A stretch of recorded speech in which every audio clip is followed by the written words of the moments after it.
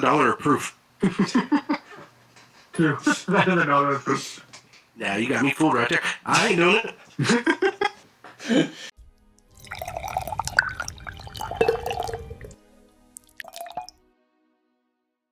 Welcome back to TFDD Whiskey. I'm Max. I'm Tushar. I'm Braydon. And we're going to talk about new and upcoming whiskeys of February and March, courtesy of Tushar. Yep. So let's hear them. We'll hear them, put a little graphic up, and just talk about them. So this list is from Breaking Bourbon, which is a very reputable website about reviews, upcoming releases. They've been doing it for at least 5-7 years, and they every year put up a calendar of expected releases each month based on TTB previously and what they know. And so on their calendar, February, the first big release that we can talk about is the next batches of age-stated Jack Daniels.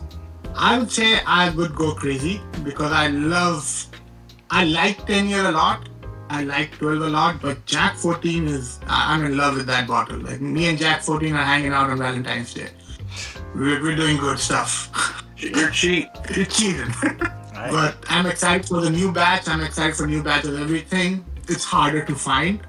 We're not talking about that, how to get it. We're just telling what's coming up and what I'm excited about. So yeah, Jack Daniels 10 year, 12 year, and 14 year. So if I'm memory serving right, 10 year would be batch 5, 12 would be batch 4, and 14 is batch 2. Proof, I'm not sure, but if I had to guess it, 10 should be under 100 proof, 97 something, 12 should be around 107, and 14 should be 125 plus proof. Yeah, that's the part that has me kind of pulled in, because the 10 and 12 have a set proof, so we know every batch has been the same proof, but the 14 is just cask strength. It could be 117, it could be 135. It seems like it's just whatever it comes out at. So that seems like what has me drawn in. It was batch 1 proof. Because I've had it. And I did that bottle. Oh, man. She's charged right, dude. I would go on Valentine's Day with that sucker, too. That's, isn't it like 126? 120 something? 125? 126.4. There we go. Yeah, that bottle was crazy good. Mm-hmm. Dude, Jack, good shit. That makes some good shit. I wonder if we'll see the 16 next year.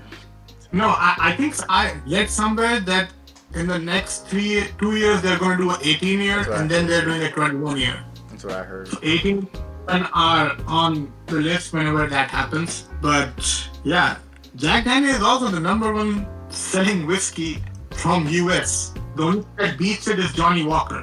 After that is Jack Daniels. Jack Daniels is a big company. So yeah, something from them. They've always been very price effective. Their pricing has always been incredible.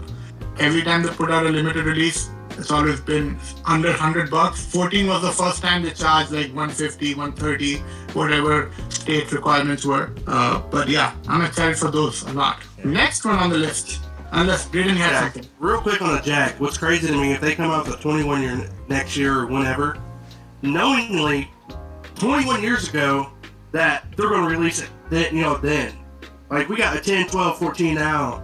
Now we're getting a 21, potentially a 21. That thought process for me from Jack, it's like, holy shit, you got a 21 year that has been sitting. I was watching a documentary yesterday about independent bottling in Scotland, and one of the guys said that in other businesses, you talk about like what's the forecasting for this year, this month, 5 years. Like 5 years is very crucial. In distillery or whiskey making, you talk about forecasting in generations. So you're not thinking about yourself. What you're doing right now, most likely you won't see the benefits of it. You're just working, you have a job, you're doing it, you're doing the best of your ability to see what's going to happen later on, and you're predicting for your son or 50 years down the line to see some product that you made into has got into that unicorn status. So you make whiskey for generations, you don't make whiskey for years and days. And I'm like, yeah, that's a badass thing to say. I like that. Yeah. Or be able to still be around to be able to try it. You know what I mean? That could happen, but you're not thinking like that because you don't know. You're so far ahead in the future. You don't think about that. Next one on the list is that brand is somebody's favorite. He has a lot of bottles of it. I won't say who. Name is Braydon. Penelope Havana, batch 2. Havana too. It's already landed in Indy. I have a bottle that's different, but it's coming in Feb. I ain't getting batch 2. I ain't getting batch 1 either. Yeah. Do we know if the batch 1, the first batch of it, was a specific proof? Because is batch 2 a specific proof? Does it say on the label or no? Give me a second and I can find it out for you. Because I think they're both under 100, 97 or 96 proof. Yeah. And they're rum and maple barrel finish. Yeah. I just remember the. But they did a pick with spec for somebody. That was Rumble, I think. Havana Rumble, that was 101 proof. That's the only thing that's been higher proof. Everything else is not. I'm a Penelope fan, but the Havana, man, they put maple on the bottle. Me and Max talked about this earlier. If you're gonna put it on the darn bottle, let me at least taste it. You're putting maple on it. I don't. The first batch, I didn't get no maple. I didn't get it either. I liked Havana. I'm not gonna sit here and say, but I didn't taste it and say, man, this is maple syrup. No, it wasn't that with me. Maybe that's my problem. I'm expecting that. I want that because you're putting it on there. Yeah. And it's not coming through. I'm like, it's not. Yeah, you're right. It's not bad. No, I just liked it because it was dark, but it wasn't maple to me. Right. Yeah.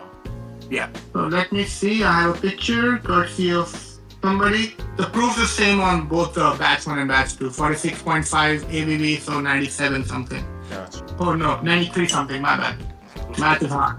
But personally, out of all the Penelopes have always been like underwhelming to me, except a few. And maybe just because there's a lot of hype around the bottle all the time they drop, and I'm like, okay, I'm expecting something. This one I was not expecting to like when I tried it at somewhere, and I was surprised because I don't like a lot of sweeter finished bourbon. I don't like maple honey finished bourbon. This one was, but the rum had like a balance that I was enjoying. So yeah, I was happy to get it at retail. When I saw one, I'm like, sure, I'll try the batch 2. Why not? When they say rum, are they talking like it has to be spiced rum, or is it like a white rum? I mean, white rum is just rum that is not aged. Right, but what do they use? They use aged rum barrels, so there could be any Jamaican rum or any other tropical region that makes rum. They source barrels from them, and then because the rum that leaves you that sugar cane sweetness in it, but it also has that extra burnt stringentness to it. Like you feel a little bit like extra around the corner when you have a neat pour of rum, any like good rum, you'll feel sweetness and then come with like so much tropical fruits, but at the end it leaves you with that bitterness. As a whiskey drinker, that's what it does to me. I'm sure when I drink more, I'll have some different note or name for it. But that's what they're trying to balance out with maple. Like a tart? Are you talking about maybe a tart? A little tart, yes, a little tart, I would say. But it also, in terms of like, feels like the alcohol is lingering. I don't know. And that could be just me. That's my personal. Like a sour jaw type deal thing going on? Yeah, just a little. It starts with, I'm not expecting it to be that sweet and that finish at the same time. My mind is going in the whiskey, and it just comes with that sweetness of sugarcane and tropical notes. I'm like, what is it? Okay, cool. Next on the list, it's a big distillery again, and it's called Star Hill Farms Batch 2 from Maker's Mark. Who's excited for this one? I really liked it. I liked the first one. I will say I liked the first one. I will say I did not like it more than Cellar's aged 25. But I mean, there's a stark price difference. How much is MSRP for Star Hill Farms? 89 to 80 to 90 bucks MSRP for 7 to 8 years. This might be a little older, 8+ year, because it's a blend of different whiskeys from that particular farm that they were growing for this. Yeah. And I was just surprised how dark the color of that whiskey is, because in comparison to Maker Mark's other Craftsman product, this is just darker. And I don't know how that happened. It's not finished in any other wine barrels. I've seen it next to Cellar Age, and this looks darker to me. And the profile also is much more rounder. I do like this whiskey a lot. This might be one of my favorite Maker's products. I want to ask something, but I feel like it opens up a can of worms that you don't know the answer to, because I don't know the answer to it. Could be. What do you want to ask? Can they use coloring to a wheat whiskey? and still call it wheat whiskey? It's not bourbon. Hmm.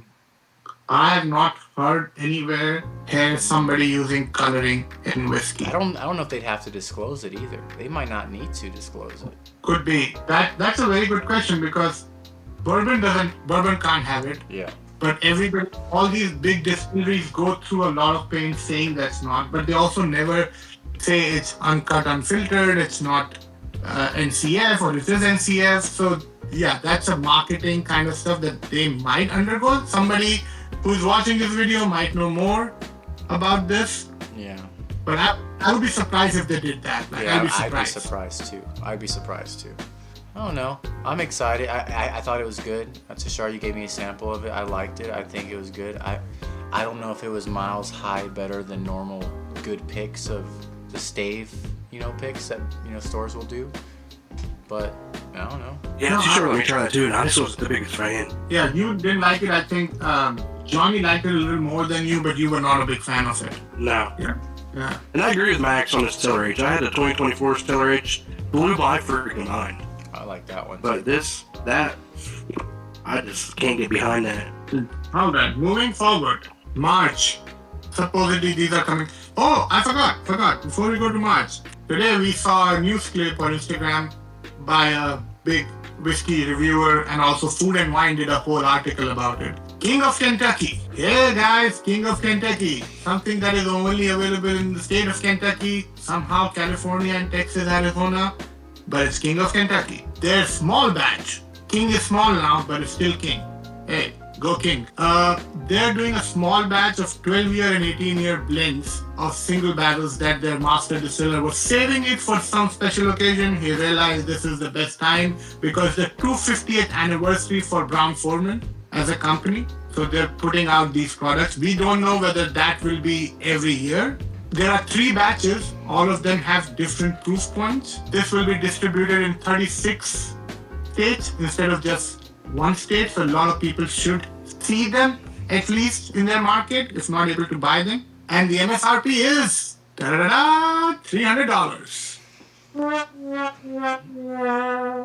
Yes, sir. It's $300 for a 12 to 18-year blend from Brown-Forman, ranging from 107 to 111 or 12 proof in 3 different batches. 107 proof to 111? Yes, sir.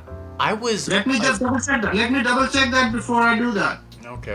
I was about to say, I'm on board. I mean, I'm all for blends, right? But I don't like when they market stuff and say, we're saving this for a special occasion, these great barrels. If it was great, it'd be a single barrel.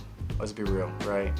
So I was hoping it'd be a blend of high-aged King of Kentucky at cask strength. Press release. I'm reading it right now.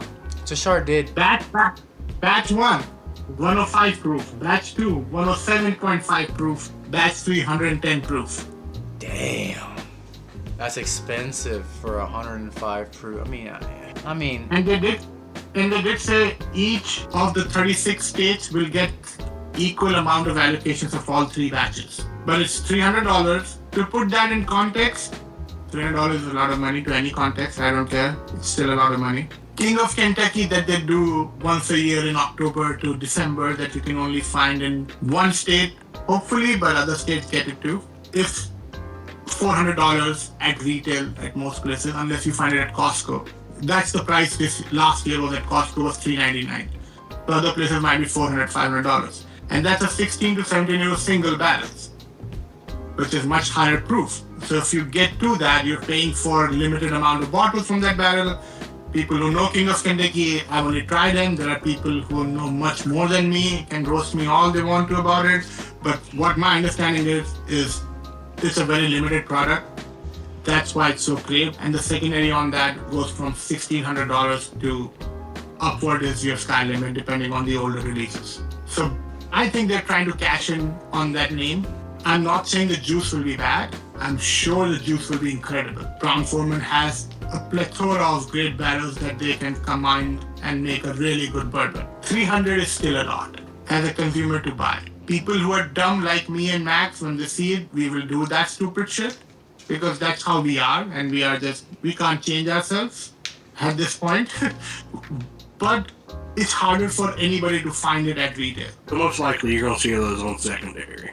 Yeah, it will be a secondary situation. It will be something that you might have to try at a bar to realize, and then the batches are different, things are different, and then there's always that FOMO that surrounds bourbon, that surrounds a bourbon drinker. Oh, that batch is better. Maybe this is better. I tried this and that's better. So this is that. The good news is it's out there. The bad news, there's a lot of stuff surrounding it that is kind of muddy, fishy. It's not very clear. The price is definitely a big red flag from Brown-Forman. I have a lot. I mean, let me know if y'all disagree with my feelings about this. I'm kind of split, right? Tushar brought up a lot of good information that I didn't even know. I didn't know the low proof. I didn't know the distribution. I didn't know that part. But on one end, they said they handpicked select barrels for this anniversary whatever. Why is it so fucking low proof then? No King of Kentucky, that single barrel, is that low proof. It seems like they have these low proof barrels they wanted to blend, or why did they choose to bring it down so low? I don't know why they did that and then attached the same price tag to it as a single barrel. On the other hand, Pappy does the same shit. Pappy's proof point and price point is basically the same. So I don't know if I can be mad. I'm torn with this and how I feel about it. I can be completely honest here. I don't give up because nobody cares what I think overall. So as a person who has enough money to live like this right now and has spent a lot of money and is really deep into this hobby, for us, for enthusiasts of that kind of top level, and also with less responsibilities overall. A lot of people have a lot of money, but they have a lot more responsibilities, or they don't want to spend that much. That's where you're taking away a lot of people and making your brand look bad. If you want something that is special, if you want something that is celebrating 250th edition of the distillery or the company or something special, make it more accessible. Wild Turkey, 70th birthday edition of Mr. Jimmy Russell, was $70 bottle. So many folks who love Wild Turkey get to try that bottle. Because it was available, it was something that everybody could buy. It's only $70. Sometimes it'll be hard to find. Even on secondary, it's not that crazy. Make that association. You're losing a lot of people because you're making something so hard to get that people are losing interest in you. And that's when you lose a lot of folks who are really behind you.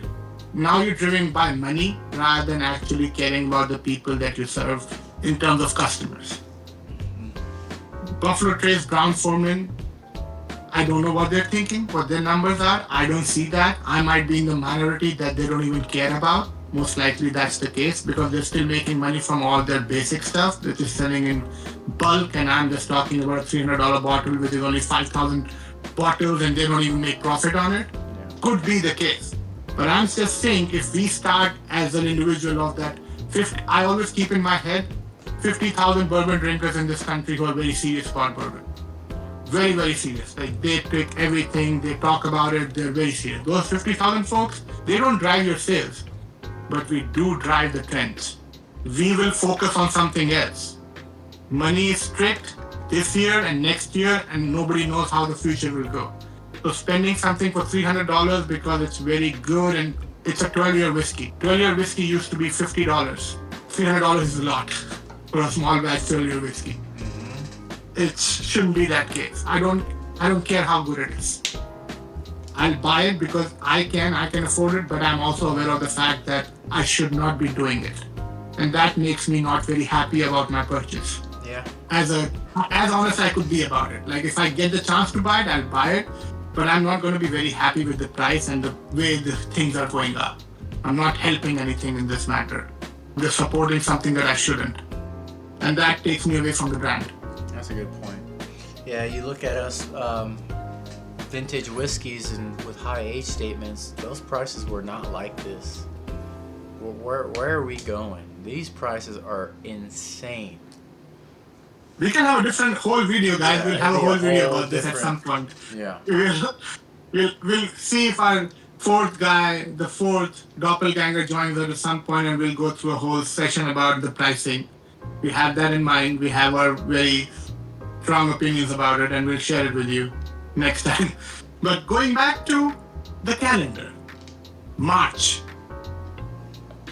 The first bourbon in March that we all love. Like, all of us will be like, oh my god, as soon as I say that name, we're jumping, we're getting that bottle. Bernheim Barrel Proof Whiskey. New batch. No, That's the cheap one, baby. That's the cheap one. A226. That's coming up. I have no notes, no thoughts, nothing on it. I'm just saying that. If anybody, you two have something, go ahead. It's Bernheim, baby. You know it's gonna be good. The thing is, man, I wish I should I give it a chance? A wheat whiskey from Heaven Hill? I mean, the thing is, I can't. I know in my mind, I cannot let one bad experience dictate the whole line. I just don't want to buy it. I'm torn. Like, I know I shouldn't have a bad idea for one bottle, but I don't fucking know. I think more people need to review it. Then I'd maybe be more inclined. There's people like you that won't buy it. Exactly. Nobody wants to buy it and review it. You're right. There we go. Let's buy it and review it. Okay. You're right. It's gonna be cheap. It's gonna be cheap. Yeah. Barrel proof, man. Where can you go wrong with barrel proof? Yeah, that's a good idea, man. It's either going that's to a good burn, idea baby. for a future video. That's a good idea. Like, why not? Why not give it a try? Yeah, March release. If it's a March release, that'd be the perfect time to go buy it. Yeah. This is how we make videos, guys. We are doing a video and we come up with another idea and we do another video. So keep that in mind. Yeah, remember Bernheim BP? Question mark? It's good. Yeah. What's MSRP? Does it give MSRP on it? Usually between $50 to $70. I've seen it, not more than that. that. Yeah. I won't have it available in my market, but if you guys have it available in your market, If I see it, that's when, like, in March, I'll pick it up for our review. I'll split it. And I'll just send the samples or those bottles to all of you, and then it's not that crazy. Yeah. So that's Bernheim. The next one is Booker's 2026 first batch called Big Easy Batch. That's what it's called. MSRP could be anywhere between $80 to $120, wherever you are. I don't have the details on it, like what the year and stuff. When it comes out, most likely it's a 7 to 8 year product. They select it from different purpose. They have a whole story about it, why this batch is why it's called like this, and yeah, and it's another Booker's batch. So, do they know previously, do you think they have it lined up already, batch 1, 2, 3, 4, throughout the year? Do they know? I've seen, I don't know if it was leaked, I've seen them already know the name for batch 1, 2, 3, and 4. Like the name. So, and for that sense, do they know, do they put it in order, like, is batch 1 the best, and then it trickles down, or vice versa, or do they just put them out? I don't know exactly, could be whatever you're saying, could be that's how it is, but if I had to guess, like logically guess, a company like Jim Beam, which is a very big company, they're not doing anything like that. They have a system, they have barrels that they've tested. Each year, every day, people are testing those barrels, which will go for the Bookers, which will go for this blend, which is a Jim Beam blend, because their mash bills, they don't vary a lot. All these biggers, they don't have like 10 mash bills. One is Knob Creek, one is Bookers. They already select them and they age them separately. And when they're tasting a batch of like Bookers, how many bottles is the criteria? How many bottles are we releasing in this batch? We need that many barrels of that age to get to that profile, and the next one will be like that. So if they're doing 4 this year, they've already thought the name of it. They already have 500 barrels selected for each, or 5,000. I don't know, whatever the situation is. That's how they would plan. I would be surprised if they were just like on the spot. Let's go. This one is Booker's. This one is that, and let's put it out. It's a very big organization. Small delays can take scheduling completely out of circulation, and then the product won't be on the shelf. So they're very, very, very tight on this. Thanks. Booker's though. Booker's. Max, are you gonna buy this one since you're the Booker guy? I think Booker should be under a microscope now. We all tried 2025-01. We thought it was y'all fucking thought it was fucking barrel proof, you fucking pieces of shit. And then I have 03. Buff Beam, baby. Buff Beam. And then I have 03. 03 is amazing. I think 2025-03. Yeah. Yeah. I mean, it's drifting, I think. It's not normal like stereotypical bookers now. I'm not saying go buy it, but I'm saying watch videos on it now. I think they're changing something. They're drifting from their stereotypical profile. So I'm not, to be honest, I'm not super excited, but if it's a cool ass color, I'm probably gonna buy it. Okay? Bro, it's the name. Big Easy, bro. Yeah. Everywhere I've ever seen is a $99.99 typically. Yeah. If you buy every batch to there, that's $400 for 4 bottles. Yeah, that's a lot. That's a lot. That's a lot. Don't know about that one. But it's good, the proof. Bro, the proof is always there. Man. So, next on the list is a Texas bourbon. Divided, people are now coming around it, but this one is the Texas bourbon. They are the people who are the first one to start distillation in Texas legally. Balcones beat them to put the shelf product out. So the first Texas whiskey to be out was Balcones, but they started it.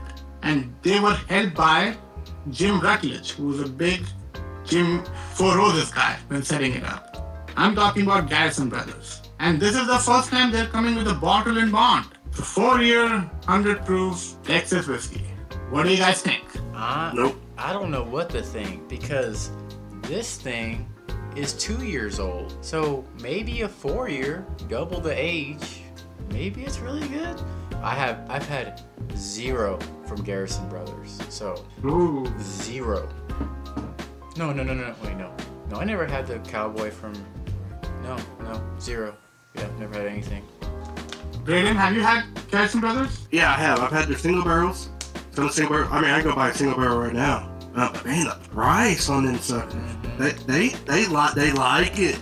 I've had their honeydew. I think the Garrison brother did a honeydew with the yellow wax and all that stuff. The presentation's there. It's all there. I think that's where they're flaunting on. I'm not a fan of the juice. It's the single barrels just don't hit for me. It's different, but maybe whatever. And you get that Texas heat. There's a lot going on. You don't get those cool winters like we do, as Kentucky does. So I think something in there is happening with the barrels that is just not for me. So I'm not going out there. I'm not searching Garrison. I look at it. I look right by it. I ain't buying. It's I don't going to care be if bottled and bottled or not. It's going to be 6 years and $100. Nah. Nope. Not me. If it comes near my area around 100 and less, then I'll give it a try. It's $1 proof. True. That is $1 proof. Yeah, you got me fooled right there. I ain't doing it. He says $1 proof. Ain't no way. I'm saying, bro. I'm just saying. If he spends $30, give him only 30 proof whiskey, which is not technically a whiskey. I'm just saying. Alright. Next one, again, is, we talked about it, it's Penelope Rio, another batch. For me, it's a no. I don't like Amburanas. I have no idea why they keep making this shit. I don't know who is really excited in this day and age about Amburana. They're like, oh my god, another release. Maybe there is that person. I'm not that person. I'm just never excited about Rio. I'll say Rio is its own nature of bourbon. It is the last pour of the night. It is a dessert bourbon. That's all it is. I've had multiple Amburanas. That one's it's too sweet. It's way too sweet.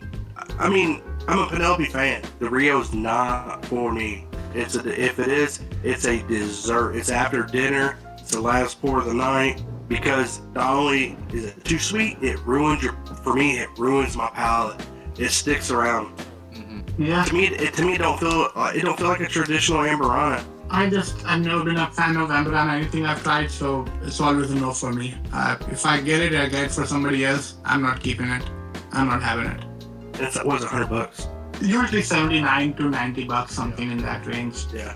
And just not a fan of it. The last one in March that's coming out is another Texas, but this one is loved by a lot of folks. Still bottle and bond dry. Get it. Price? Is that That- disclosed? They haven't disclosed the price of it. So I'm assuming everything that I've seen from them should be to $50-ish to $60, hopefully. The single barrel is a lot more than that, $60, $70, so bottle and bond, and should be a wider release. for a lot of folks to get it who wanted to try for 100 proof bottle and bond rye whiskey from Still Austin's. They've been doing great stuff. And I'd buy it if I saw it. yeah. So this one here is the Still Austin Bottle and Bond Straight Rye Whiskey. It's 4 years.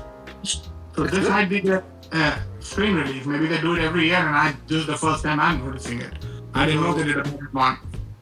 So, I mean, yeah, it's Texas. I think that's where you get that darkness. That it's sitting in that barrel. It's that heat. I think it's where you get. That's 4 years. Look how dark that is. Yeah. It's good, man.